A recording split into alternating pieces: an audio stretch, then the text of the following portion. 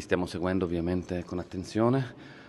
Abbiamo la situazione appunto a Cormons, che è quella più critica, più che altro perché sono ancora 2 persone che non sono state recuperate, che è una signora anziana, più dalle notizie che ci giungono questo trentenne che ha cercato di aiutarla.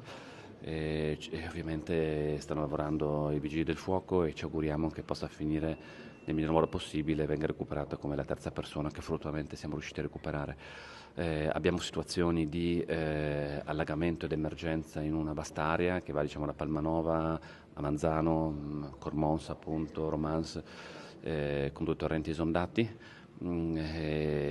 Oggi la situazione dovrebbe nel pomeriggio andare in miglioramento, ma soprattutto tutta l'area, diciamo, orientale della regione è quella maggiormente colpita. Quello che posso dire è che noi staremo vicino alla popolazione concretamente e anche nella legge di bilancio cercheremo di affrontare le prime necessità con un intervento anche di carattere finanziario.